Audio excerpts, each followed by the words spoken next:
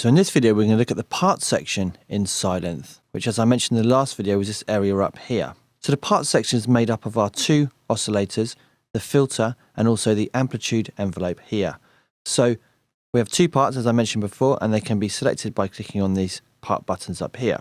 In this first video, we're going to look at the oscillators, and in the next video, we're going to check out the filters. So for each part, we have two oscillators, therefore we have 4 in total. For each oscillator, we can generate up to 8 voices in unison.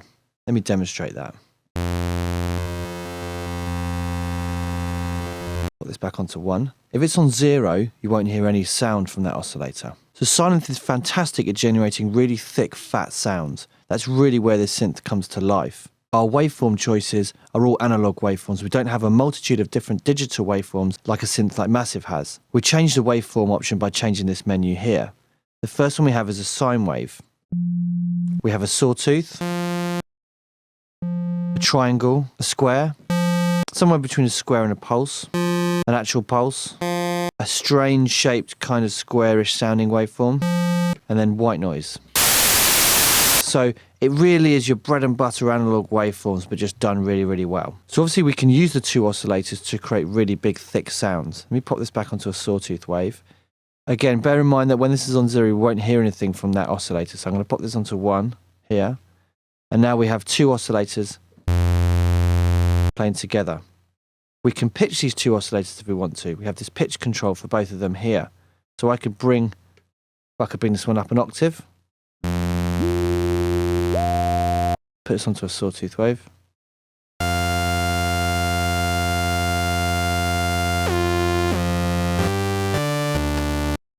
Alternatively, I can actually tune this using the note control as well.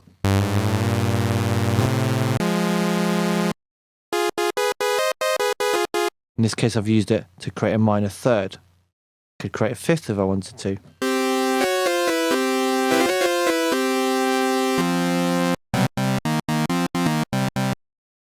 So let's have a look at some of the parameters we have here. First of all, volume. That's pretty self-explanatory, just gives us a volume control for each oscillator. Next up is phase. So the phase option allows us to change the start point of the waveform. It's only active when the retrigger button is selected. We're going to come back to phase and retrigger in a little while. The next option we have is detune. So I'm just going to switch off oscillator 2, so we just listen to oscillator 1. Bring the voices up on oscillator 1, so we have 8 voices, and I'm going to use the detune option to create a really thick, wide sound.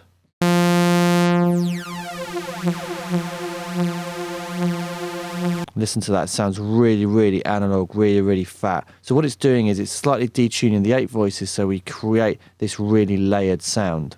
In the same way that if we had lots of people singing the same note, they'd all sing it in slightly different ways and it would create a thick, wide, kind of chorus, choir-like sound. It's the same for the oscillators. Now this detuned voices effect can be completely stereo, if the stereo option is all the way to the top, or alternatively it can be a mono effect.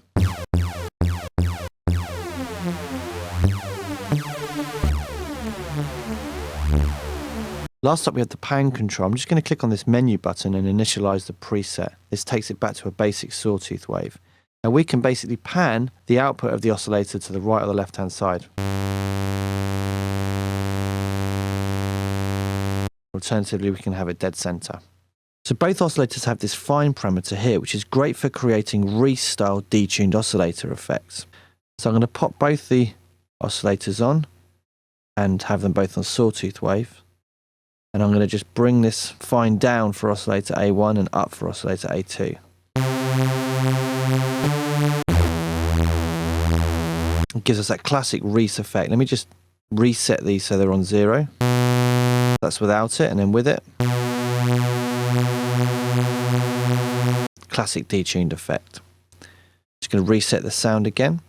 So I said we'd come back to retrigger and phase. So what this retrigger means is, it means that every single voice will be triggered from exactly the same point every time a note is played. What that point is going to be is determined by the phase option here. So it could be at the beginning of the waveforms period, it could be 180 degrees into the waveforms period, or it could be at the end of the waveform period. Now with just one oscillator active, this doesn't really have a huge effect, but if we bring in the second oscillator, we can create pulse width modulation style effects. So I'm going to put this onto a sawtooth wave as well, so that they're both playing exactly the same note and exactly the same waveform. Now if I play a note and play with the phase control of oscillator A2, you're going to hear pulse width modulation style sound. If I choose a different waveform, say a square wave, it will have a similar effect, but it'll be a different kind of tone.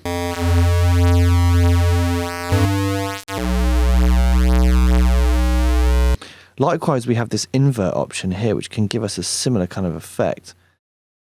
Put this back onto a sawtooth wave and just invert the output of this second oscillator. Can't hear anything at the moment because they're actually cancelling each other out. So let me bring this phase option up.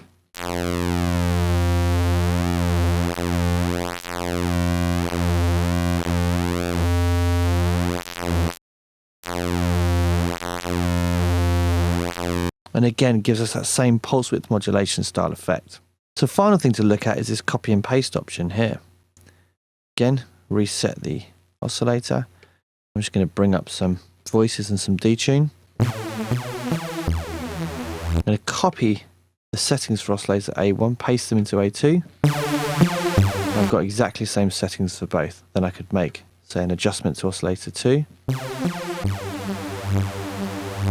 And I've got a quick way of doing that. So the oscillators in Sylenth have a really, really high quality sound to them. Great for big, fat, layered analog sounds.